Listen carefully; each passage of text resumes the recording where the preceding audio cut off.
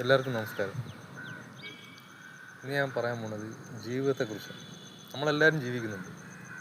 പക്ഷേ ഇതിൽ എത്ര പേര് ജീവിതത്തെക്കുറിച്ച് പഠിച്ചുകൊണ്ട് ജീവിക്കുന്നു, എത്ര പേര് പഠിക്കാതെ ജീവിക്കുന്നു?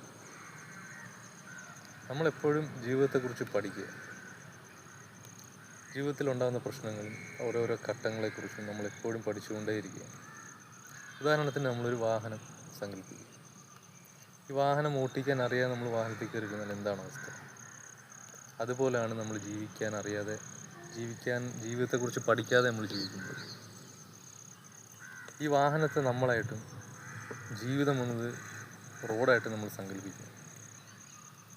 ഈ വാഹനം ഓട്ടിച്ച് പോകുമ്പോൾ ജീവിതത്തിൽ ഈ റോഡിൽ കുണ്ടും കുഴിയും കാണും, വളവ് തിരിവുകൾ കാണും, ഇറക്കം കാണും, കയറ്റം കാണും. ഈ സമയങ്ങളിലൊക്കെ നമ്മൾ എന്താണ് വാഹനത്തിൽ ചെയ്യേണ്ടത്? ഗിയർ മാറ്റേണ്ടതായിട്ട് വരും, ബ്രേക്ക് ചവിട്ടേണ്ടതായിട്ട് വരും, ആക്സിലേറ്റർ കുറയ്ക്കേണ്ടതായിട്ട് വരും.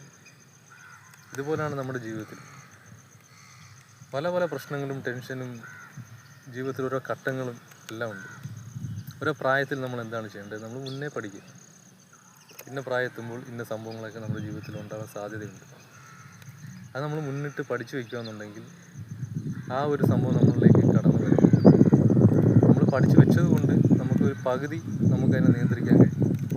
ബാക്കി നമ്മൾ സ്വമേധയെ നമ്മൾ വീണ്ടും വീണ്ടും ശ്രമിച്ചുകൊണ്ടിരിക്കുമ്പോൾ അത് നമുക്ക് സുഖമായിട്ട് സാധിക്കും.